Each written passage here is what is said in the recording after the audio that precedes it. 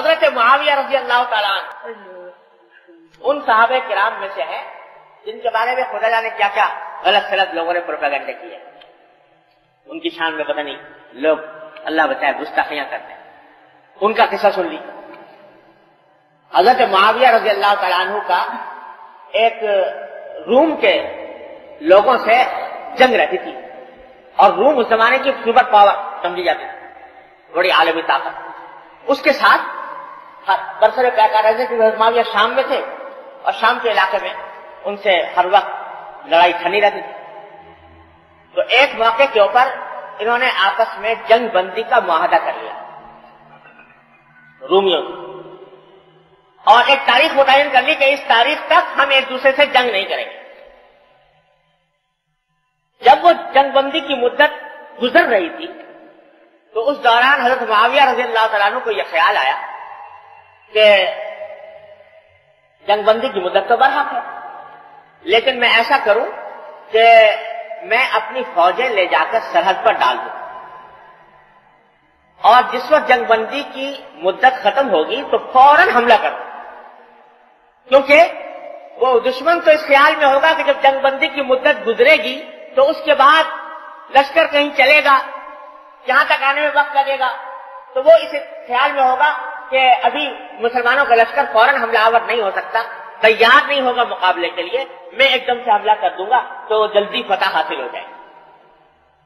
تو حضرت معاویہ رضی اللہ تعالیٰ عنہ نے یہ کیا کہ سرحد کے قریب اپنی فوجیں ڈالی اور کچھ حصہ سرحد سے اندر بھی ان کے علاقے میں جا کر وہاں فوجیں ڈال کر پڑ گئے, تیار ہو گئے. اور ادھر وہ جنگ بندی کی آخری تاریخ کا سورج غروب ہوا اور ادھر حضرت معاویہ نے حکم دے دیا لشکر کو کہ وہ پیش قدمی کرے. پیش قدمی کرنی شروع کی. چال بڑی کامیاب ثابت ہوئی, وہ لوگ تیار نہیں تھے اور حضرت معاویہ رضی اللہ تعالیٰ عنہ کا لشکر فتح پر فتح کرتا ہوا چلا گیا. بستیاں کی بستیاں, جگہ کی بہت بڑا علاقہ حضرت معاویہ رضی اللہ عنہ فتح کرتے چلے جا رہے, اور اسی فاتح ہونے کی حالت میں چلتے چلے جا رہے ہیں کہ اچانک دیکھا کہ پیچھے سے ایک گھوڑا سوار دوڑتا چلا آ رہا ہے. افق پر غبار نظر آیا, دیکھا گھوڑا سوار چلا آ رہا ہے.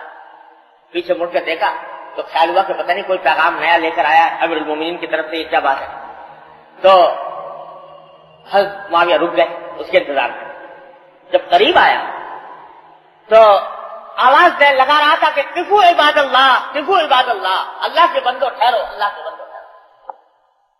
قریب آ گیا تو حضرت معاویہ نے دیکھا تو حضرت عمرو ابن عبسہ رضی اللہ تعالیٰ عنہ تھے, مشہور صحابی ہیں, سابقین اولین میں سے حضرت عمرو ابن عبسہ رضی اللہ. قریب آئے, پوچھا کیا بات ہے. تو انہوں نے فرمایا کہ وفاء اللہ غدر, مومن کا شیوا وفاداری ہے, غداری نہیں, عہد شکنی نہیں. حضرت معاویہ نے فرمایا کہ میں نے تو کوئی عہد شکنی نہیں کی, میں نے تو حملہ کیا ہے اس وقت جبکہ جنگ بندی کی مدت ختم ہو گئی. انہوں نے کہا کہ اگرچہ جنگ بندی کی مدت ختم ہو گئی تھی لیکن آپ نے اپنی فوجیں جنگ بندی کی مدت کے دوران اس دشمن کے خلاف سرحد پر ڈالی اور سرحد کا کچھ حصے کے اندر بھی لے جا کر ڈالی, تو یہ معاہدے کی خلاف ورزی تھی. اور میں نے ان کانوں سے سنا ہے نبی کریم سرور دو عالم صلی اللہ علیہ وسلم سے یہ فرماتے ہوئے کہ من کان بینہ وبین قوم عہد فلا یحلنہ ولا یجدنہ الی ان یمضی اجلہ او یمضی الیہم علی سواء. میں نے اپنے کانوں سے سنا کہ حضور نے فرمایا کہ جب کسی قوم کے ساتھ کوئی معاہدہ ہو تو جب تک وہ معاہدہ کی مدت نہیں گزر جاتی تو اس عہد کو نہ کھولے نہ باندھے یہاں تک کہ اس کی مدت گزر جائے, یا ان کے سامنے کھلم کھلا پہلے سے کہہ دے کہ اب ہم نے وہ عہد ختم کر دیا, اعلان کر دے کہ عہد ختم کر دیا, بغیر عہد کو ختم کیے ہوئے, اعلان کیے ہوئے اور ان کے علاقے کے تک لے جا کر فوجوں کو ڈال دینا, یہ حضور اقدس صلی اللہ علیہ وسلم کے ارشاد کی وجہ سے یہ جائز نہیں تھا آپ کے لیے شرعاً, جو آپ نے یہ علاقہ فتح کیا. اب آپ اندازہ لگائیے, ایک فاتح لشکر ہے, فتح کرتا ہوا جا رہا ہے, کتنا علاقہ فتح کر چکا, فتح کے نشے میں چور, لیکن یہ ارشاد کام میں پڑ گیا سرکار دوارے کہ اپنا عہد کہ پابندی کہ مسلمان سے ذمہ دار. اسی وقت حکم دیا ساری فوج کو کہ جتنا علاقہ فتح کیا ہے سب واپس کر. پورا علاقہ واپس کر دیا, دوبارہ اپنی سرحد سے واپس. یہ نظیر پوری دنیا کی تاریخ میں کوئی قوم پیش نہیں کر سکتی کہ اس نے اس بنا پر مفتوحہ علاقہ فتح کیا ہوا اس طرح واپس کر دیا.